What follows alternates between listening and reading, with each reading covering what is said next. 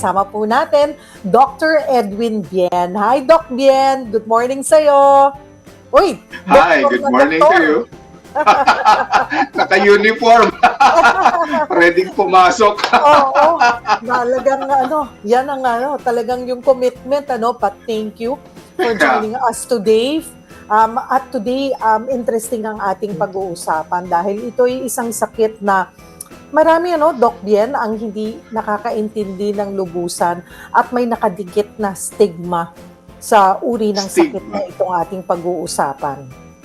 That is true. At hindi lamang yung may karamdaman nito ang nagwo-worry, ang masaklap dito, pati yung mga nakapaligid sa kanya, minsan, inappropriate ang response sa kanya. Siya ay nilalayuan, pinandidirihan, na sana ngayon, maliwanagan. Ang psoriasis po, ngayon pa lamang uulit-ulitin po natin, hindi po natin sila kailangang layuan, bagkus ay kailangan pandirihan, ay dapat ay yakapin pa natin sila. Diba? Kaya sila dahil hindi ito nakakahawa. Hindi nakakahawa. Dok, ano ba ang psoriasis? Ano ang presentation nito? Ano ang itsura nito? Well, para mas maunawaan nila habang ipinapaliwanag ko, with your permission, Ms. Cheryl, mayroon akong gustong ipakita na 2 litrato. Baka sakali ma-recognize nila once they see it. So, with the permission, pwede ba nating ipakita, Ms. Nia, ang ating picture number 1? Psoriasis. Ayan, what it looks like, and later on, how it's being treated by your dermatologist. Pangangapal, Ms. Cheryl, ng balat natin. Normal na kumakapal ang ating balat, pero sa picture number 2, makikita po natin na bagamat kumakapal ang ating balat, na-slough off. O ito po ay normal na natatanggal later on. Para bang balat ahas, we shed it. Kaya lang, and there are some cases na may mga taong hindi nila na-shed off. Hindi nila na-slough off o na tatanggal yung kumakapal na balat. So what happens is, pumapatong ang bagong skin cells. So nakikita po ninyo, makapal na ngayon yung balat niya at yung ibabaw nito, iba yung kulay na. Medyo maputi-puti na parang nangangaliskis. Yan, Ms. Cheryl. Ganoon. Bakit ganun, Dok? Bakit kumakapal yung balat kapag may psoriasis? Dahil may inflammation na nangyayari in a way, no? But at the same time, bukod dun sa inflammatory response na to, it is normal for us to keep on producing skin cells. Yung dead cells natin, normal na ating tinatanggal. Paano? May kaugnayan ba ito sa immune system? Ano ang nagtitrigger? Bakit nagkakaroon ng psoriasis? Well, marami ang posibleng dahilan at hindi nga nila ma-pinpoint ang tunay na pinanggagalingan ng psoriasis. Some people will just think na baka mamaya balakubak ito, Ms. Cheryl, no? So ipakita natin yung ating next picture na number 3 and number 4. Yung iba, nakikita ito sa kanilang hairline. Ayan, no? Yung iba dito sa may noo at sa picture number 4, makikita natin minsan dito sa may tenga. So akala nila seborrheic dermatitis lamang. Ayan. So ngayon, some people are thinking na baka mamaya may mga causes nito. Well, sa ngayon, pwedeng ito ay genetic. Baka maaaring isa sa magulang o kapamilya ay may psoriasis at maaaring makita rin ito sa magiging offspring. Pero hindi lang yon. Kasi Ms. Cheryl, nakakakita rin sila ng psoriasis in ordinary people na suddenly lumabas na lamang ito. Nakikita rin ito in stresses and some types of work. Tingnan natin sa next picture number 5 natin na may mga tao na ang kanilang kamay ay exposed to certain chemicals na maaaring mag-trigger ng pagkakaroon ng psoriasis. And there are some people who frequently use a part of their body. Lagi silang nakaluhod, ang siko nila ay laging nakatukod. Sa picture number 6, makikita rin natin yon na pwede rin tumubo ito sa kanilang tuhod, sa kanilang siko, and other parts of their body. Hi, Miss Yang! Hi! Hi, Doc! Bahagi po siya ng Psoriasis Philippines, pero si Liza ay mayroon ding psoriasis. Ayan, Dok, Yes. pakwento natin. Sige nga, kwento mo nga sa amin, Liza, yung journey mo. Kailan mo nalaman? Ano yung pinagdaraanan ng isang may psoriasis? Actually, Miss Cheryl, Doc, hindi ko alam kung ano ang psoriasis. Tapos, 2001, when I gave birth to my youngest, nakita ko, parang may mga raindrops na, alam mo yung maliliit na namumula, na kagat ng lamok. So sabi ko, baka allergy or whatever. Pero hindi siya natatanggal. Tapos nag-decide ako na magpunta ng doktor, sinabi nga, psoriasis. Sabi ko, ano yun? When the doctor told me na, ay, walang cure yan. Hindi na gumagaling yan. That was the time that it started my world to fall down. Parang, ay, ito na ba siya forever? Kasi, yung small dots, lumalaki siya eh. Parang, hindi na siya parang kagat ng lamok. So, it started to be like, yung para akong polka dot, para akong kaya polka dot mama ang tawag ko sa sarili ko. Kasi, talaga siyang parang Dalmatian, whatever, buong body. And then, yung scalp ko kasama siya na nag-flare. Tapos, bumababa siya hanggang dito sa noo, hanggang dito sa side ng tenga. So, ang kausap ko, it's very devastating kasi when you talk to somebody, hindi siya, di ba tayo pag nakikipag-usap tayo sa mata sa mata. Sila hindi. Parang nag-start yung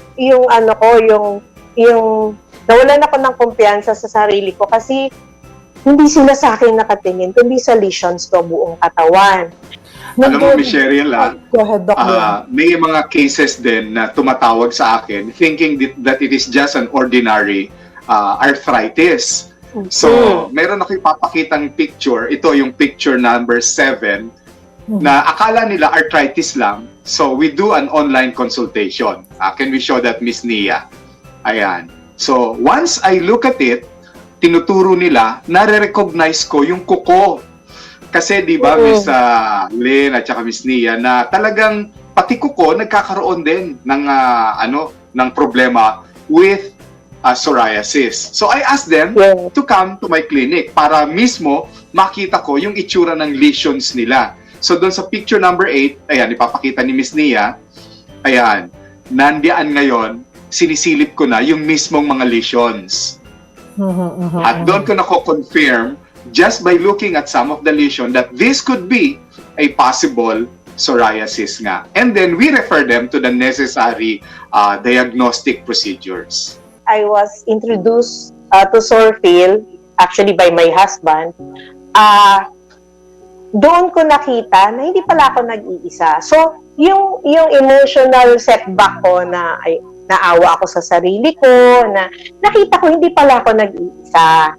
So, nung nakita ko sila, na andyan pala sila, parang nabuhayan ako ng loob. Although, alam mong may mga kasama ka, alam mo lalakas ang loob mo dahil nandyan sila na nakakaintindi sa'yo, na kung ano yung nararamdaman nila. You have your family, parang you found where you belong talaga. Pero minsan, hindi madali. Personally, kahit nararamdaman kong okay na ako pagkasama ko sila, masaya ako. Pero pag uwi ko sa bahay, parang, alam mo yung makikita mo yung sarili mo sa harap na salamin. Excuse me. We understand. Sorry. Kasi every time nga Miss Yeng, di ba, maghuhubad ako.